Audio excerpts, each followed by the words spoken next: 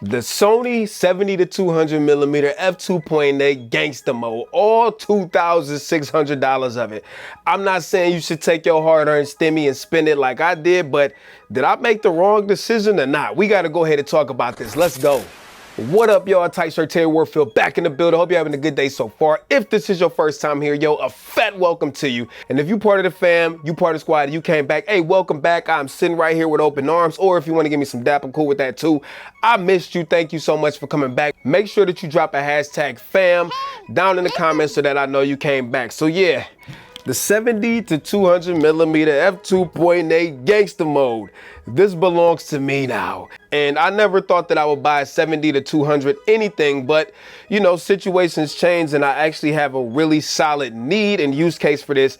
So in this video, I'm gonna talk about my initial impressions, also why I picked this over the competitors, Tamron 70 to 180, and also the Sony 70 to 200 millimeter f4. Why did I pick this bad boy right here for $2,600? I mean, I didn't pay that. I got a little discount, but it was still the bag. Okay, so let's go ahead and get into it. All right, 70 to 200 millimeter f2.8 gangster mode, one of the most highly revered lenses on the Sony E-mount lineup. Everybody knows that this lens is sharp, built like a tank, great image quality, stabilization, all of that stuff built into it.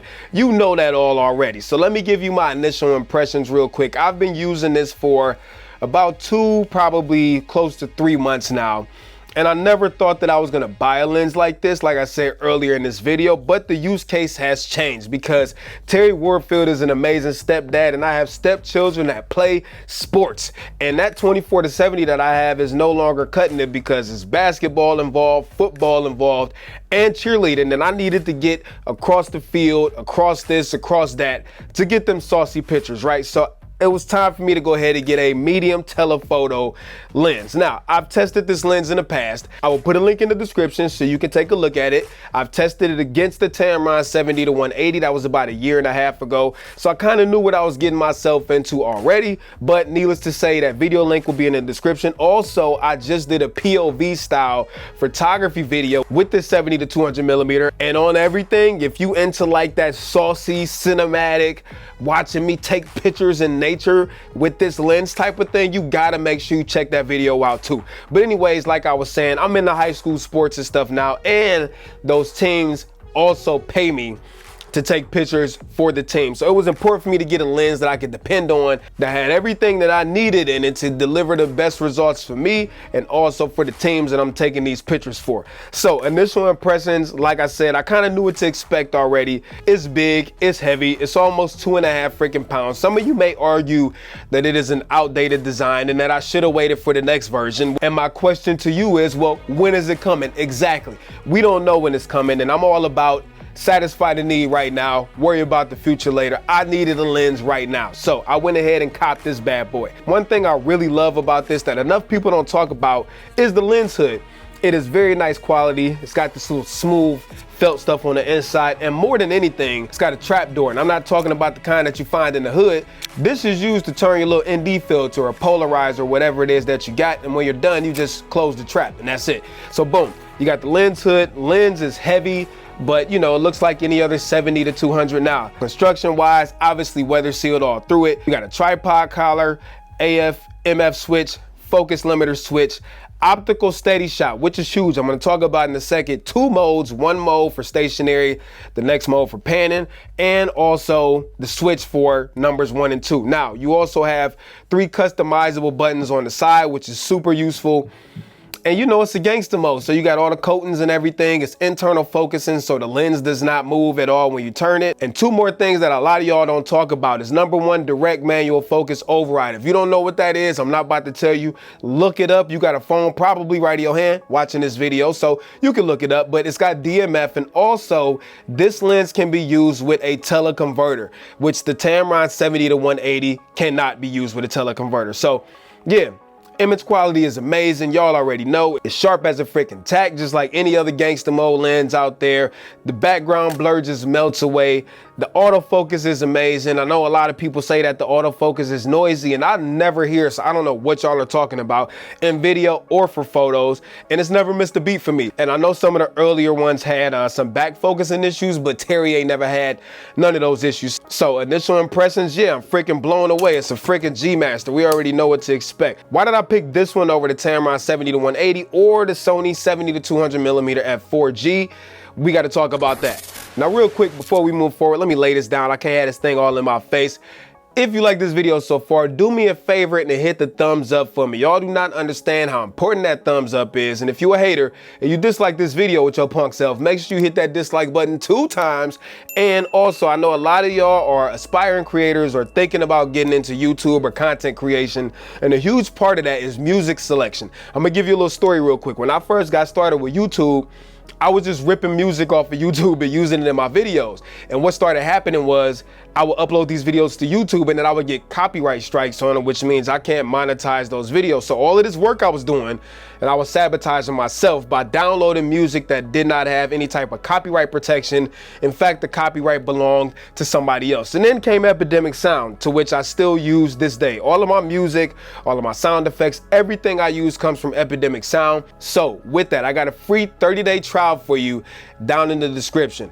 Anything that you use within that 30 days, Epidemic will cover for you. And if you choose to continue the subscription, which I'm sure you will, then you just choose to continue the subscription. But if you decide that you don't want to, no strings attached, and all of that content that you made is still covered. So do yourself a favor, grab your free 30-day trial, thank me later, okay? So why did I choose the 70-200 f2.8 gangsta mode over the Tamron 70-180?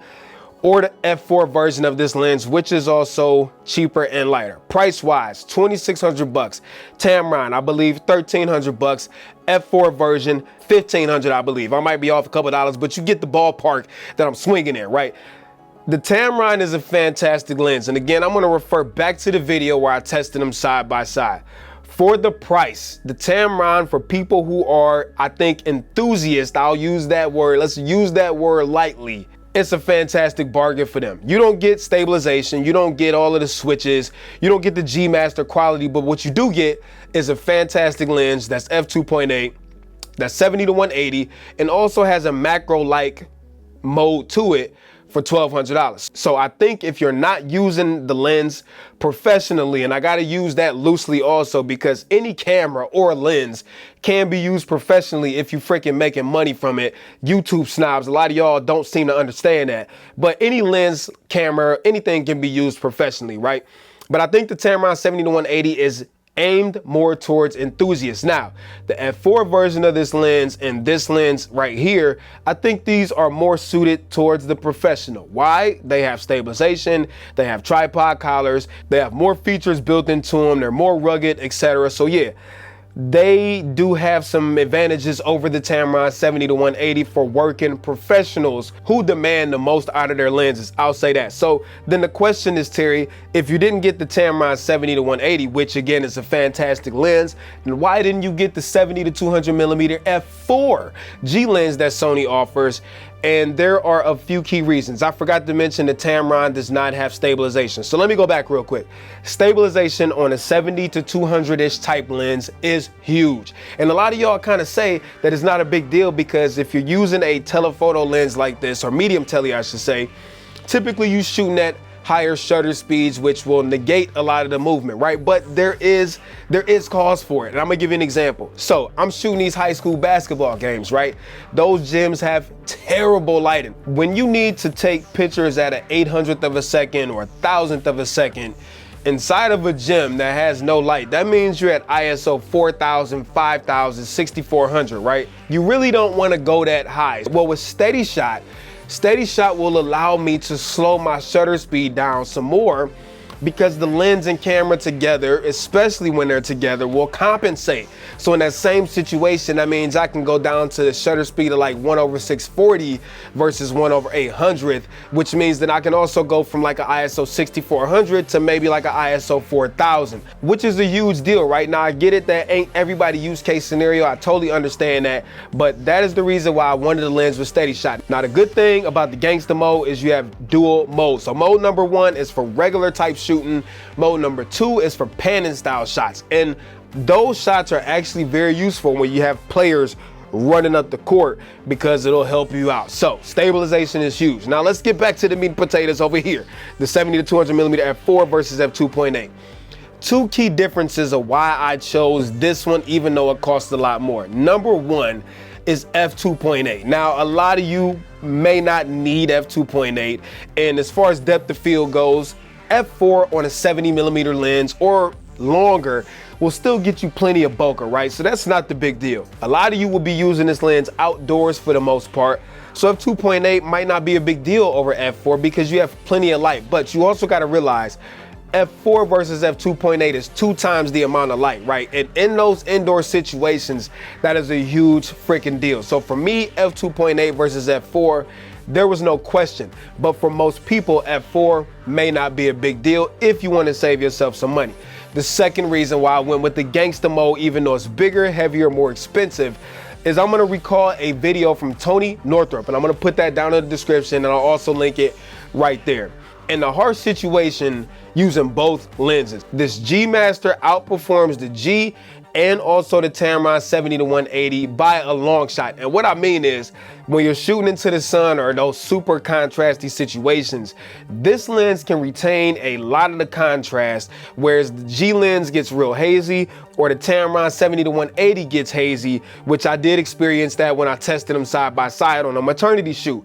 This one just had way better image quality when it came to like shooting into the sun and things like that. So those 2 things alone, knowing that I'm going to be outside shooting soccer, knowing that I'm going to need f2.8 indoors, those benefits over the f4 version were enough for me to say, you know what, let me just go ahead and get the best that Sony has to offer in the 70 to 200 range. Now, again, is there a new version coming? I don't know. Will most of y'all probably be cool with the 70 to 200 millimeter f4? Probably. And for those that don't even want to spend that much, then you got the Tamron 70 to 180, which is a fantastic lens. And you can't go wrong with any of these, which there will be links in the description to them all. But for me, I had to go with the top dog. I had to go with that big boy. And this is going to be a lens that's going to follow me throughout all of my Sony cameras until the new version of this comes out. Now that I got a 70 to 200, I will never give this type of lens up. And if you do any type of sports photography, portrait photography, wedding photography, anything like that, a 70 to 200 is a must-have in your freaking bag. So let me know down in the comments which one of these lenses. Look, I'm doing which one of these lenses like I got all 3 of them here on the table. No, I got one on the table. Out of all of the 3 lenses we talked about, let me know which one you fancy down in the comments. I'm curious to know your thoughts. I'm losing my voice, as you could probably tell, and it's late. It's like 1 o'clock in the morning here, and I gotta give me some sleep. So I hope y'all enjoyed this video. Till next time, I am out of here. Peace and chicken grease. Terry Warfield. Peace.